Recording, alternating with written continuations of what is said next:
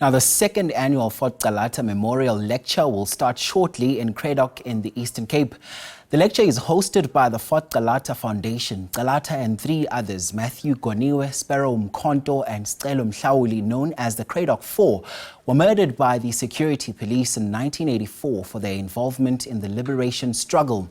This year, the discussion panel is made up of, among others, Dr. Allan Boesak, Konehali Gugushe, who's the daughter of Mapetla Mohapi, Zelda Holtzman, the former head of Parliament Security, as well as community activist Siphosomzi Ndwalaza. The panel will engage on the topic of ethical leadership. Zolani Moya is at the Cradock 4 Garden of Remembrance with more for us.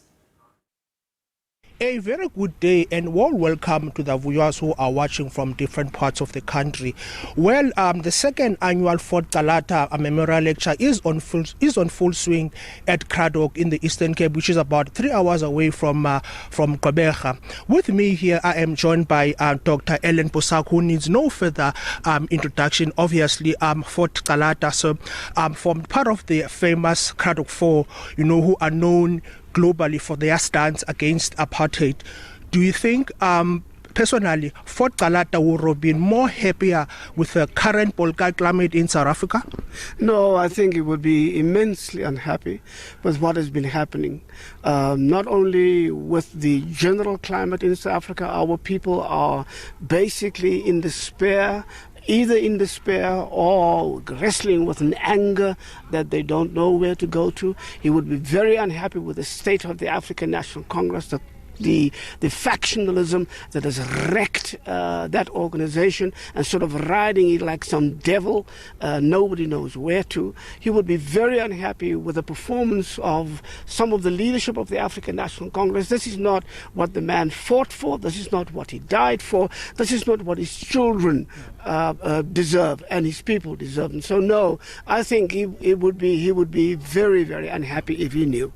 Do you think the younger generation of leaders can actually draw inspiration from his teachings of bravery? Oh, without a doubt. I've been going around the country. I've been speaking to schools and to young people in churches in everywhere, and I hold up the Cradock 4 as the model of leadership that we need, that Steve Biko called the kind of selfless revolutionaries, that they were willing not just to do whatever is necessary at the time, but willing to hold up their own dreams and aspirations for themselves and to lay their lives on the line for the future and for the generation. So, yeah, that is the model of leadership, not the current leadership that we have. These people are the model of leadership that are us young people.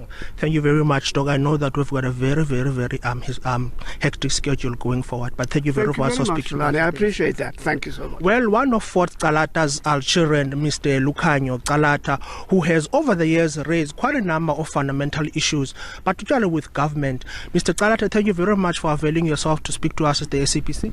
Thank you, Bob. We appreciate this opportunity, and we appreciate you guys coming here and being part of the second annual Fort Calata Memorial Lecture. Do you think government has done enough to honor the legacy of Cradock 4? No, not at all. It's hard to even start talking about the legacy of the Cradock 4 when there hasn't even been justice yet for the Cradock 4.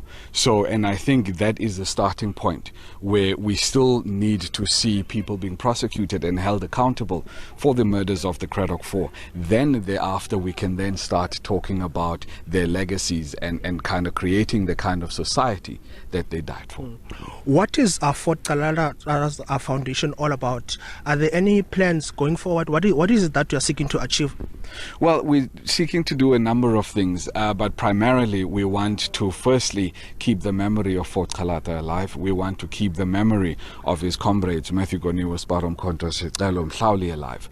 We want to create the kind of society that they died for. We want to ensure that the things that was dear to them, things like education, things like music, things like a better life for each and every South African, that those things are materialized. So that's really, yes, I'm giving you a very broad picture, but that's really the kinds of things that we want to do. We want to honor his memory by realizing the society that he lived for.